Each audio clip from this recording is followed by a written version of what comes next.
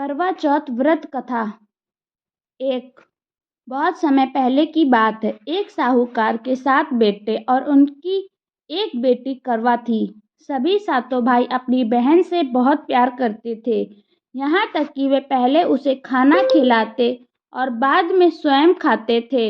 एक बार उनकी बहन ससुराल से मायके आई हुई थी।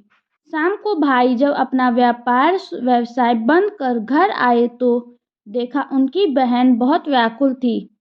सभी भाई खाना खाने बैठे और अपनी बहन से भी खाने का आग्रह करने लगे, लेकिन बहन ने बताया कि उसका आज करवा चौथ का निर्जल व्रत है और वह खाना सिर्फ चंद्रमा को देखकर उसे अर्घ्य देकर ही खा सकती है।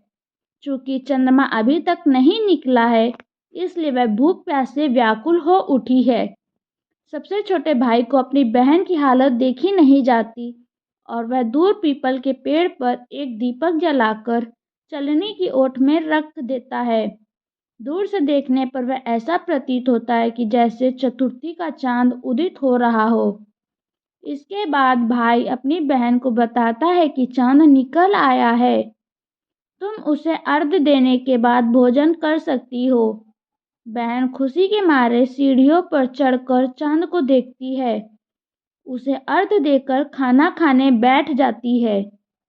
वह पहला टुकड़ा मुंह में डालती है तो उसे छींक आ जाती है। दूसरा टुकड़ा डालती है तो उसमें मुंह बाल निकल आता है और जैसे ही तीसरा टुकड़ा मुंह में डालने की कोशिश करती है तो उसके पति की मृत्यु का समाचार उसे मिलता है। वह बौखला जाती है। उसकी भाभी उसे सच्चाई से अवगत कराती है कि उसके साथ ऐसा क्यों हुआ है। करवा चौथ का व्रत गलत तरीके से टूटने के कारण देवता उससे नाराज हो गए हैं और उन्होंने ऐसा किया है। सच्चाई जानने के बाद करवा निश्चय करती है कि वह अपने पति का अंतिम संस्कार नहीं होने देगी और अपने सतीत्व से उन्हें पुनर्जीवन दिलाकर रहेगी। वह पूरे 1 साल तक अपने पति के शव के पास बैठी रहती है, उसकी देखभाल करती है। उसके ऊपर उगने वाली सुईनुमा घास को वह एकत्रित करती जाती है। 1 साल बाद फिर करवा चौथ का दिन आता है। उसकी सभी भाभियाँ करवा चौथ का व्रत रखती हैं। जब भाभियाँ उससे आशीर्वाद लेने आती हैं तो प्रत्येक भाभी से यम सुई ले लो, PS सुई दे दो, मुझे भी अपनी जैसी सुहागिन बना दो, ऐसा आग्रह करती है। लेकिन हर बार भाभी उसे अगली भाभी से आग्रह करने का कह के चली जाती हैं। इस प्रकार जब 6ठे नंबर की भाभी आती है तो करवा उससे भी यही बात दोहराती है। यह भाभी उससे बताती हैं चूँकि सबसे छोटी भाई की वजह से उसका व्रत टूटा था, अतः उसकी पत्नी में ही शक्ति है कि वह तुम्हारे पति को दोबारा जीवित कर सकती हैं।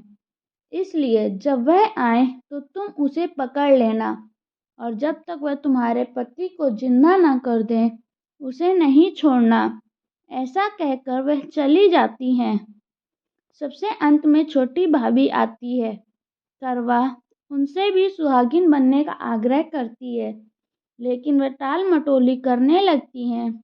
इसे देख करवा उन्हें जोर से पकड़ लेती है और अपने सुहाग को जिंदा करने के लिए कहती है। भाभी उससे छुड़ाने के लिए नोचती है, घसीटती है, लेकिन करवा नहीं छोड़ती है। अंत में उसकी तपस्या को देख भाभी पसीज जाती है और अपनी छोटी अंगुली को चीरकर उसमें से अमृत उसके पति के मुंह में डाल देती है। करवा का पति तुरंत श्री गणेश कहता हुआ उठ बैठता है। इस प्रकार प्रभु कृपा से उसकी छोटी भाभी के माध्यम से करवा को अपना सुहाग वापस मिल जाता है। हे श्री गणेश, माँ गौरी, जिस प्रकार करवा को चिर सुहागन का वरदान आपसे मिला है, वैसा ही सब सुहागिनों को मिले।